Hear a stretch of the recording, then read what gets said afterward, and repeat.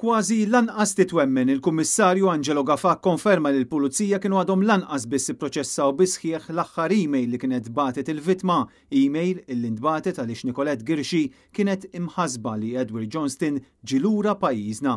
Skont dak illi ħareġ mill-konferenza tal-aħbarijiet l-indirizz Angelo Gafa, Johnston kien ilu minn April jiffastidja lil Girxi.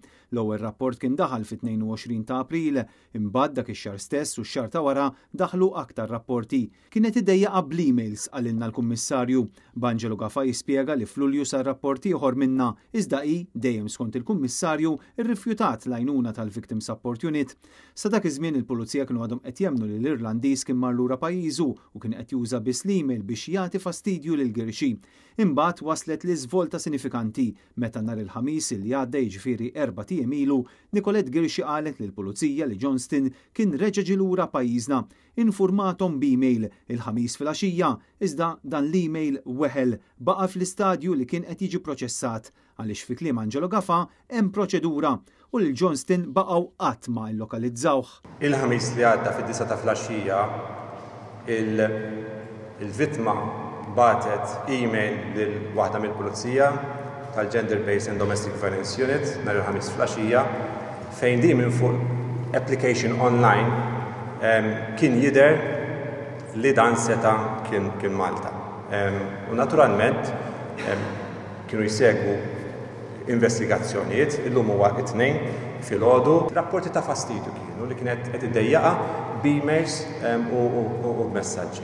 Il-vittma għaltina li qiegħda tissuspetta li dan seta kien Malta għaliex fuq app partikolari kien qiegħed juri li dan seta kien Malta. Dan kien il-ħamis fil-għaxija, illum it-tnejn filgħodu.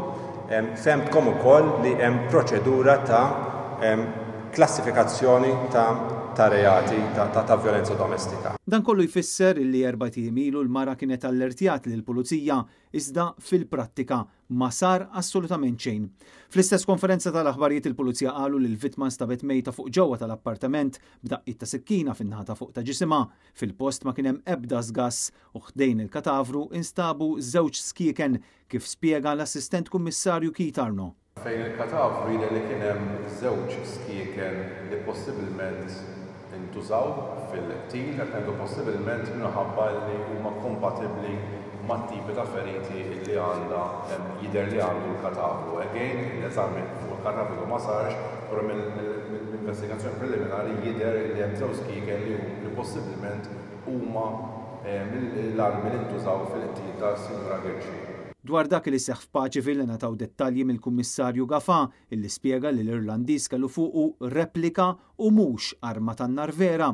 Il-Kummissarju fl-ebda ħin ma qal kemm ġew sparati tiri lejh u kellu jkun Arno li wieġeb din id-domanda fuq insistenza ta' dan l-istazzjon. Jidher li ntlaqat minn 3 tiri żgur.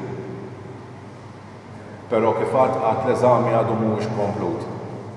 Il-Kummissarju qal lill-ġurnalisti li ma jafx x'qabdu l-body cams li kellhom fuqhom il-Pulizija li sparaw. Fuq il-body cams ħanitkellem l-informazzjoni għandi li iva kienu attivati il-body cams x'qabdu ma qabdux ma nafx f'dan l-istadju. L-allegat aggressur kellu 50 sena u għall-Pulizija u kien meqjus bħala low risk kull meta kien jibgħat emails lil Nicolette Girxi.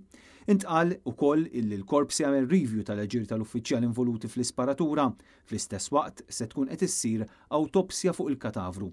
Intant il-kap tal-Partit Nazzjonalista Bernard Gregg qal li dan l-aħħar każ huwa falliment ieħor tal-Ministru Byron Camilleri illi wara l-qtil ta' Bernice Kassar ma kienx kapaċi jara li l-Pulizija ngħataw biżżejjed riżorsi biex jieħdu r-rapporti bis-serjetà qabel ma jkun tard wisq. Bernard Gregg insista li jeħtieġ li l-Gvern verament jagħti r-riżorsi kollha meħtieġa biex il-Pulizija u kull awtorità oħra kompetenti jkunu jistgħu tassew jieħdu kull azzjoni li hemm bżonn biex każijiet bħal dawn jiġu indirizzati qabel ma jkun hemm femminicidio ieħor.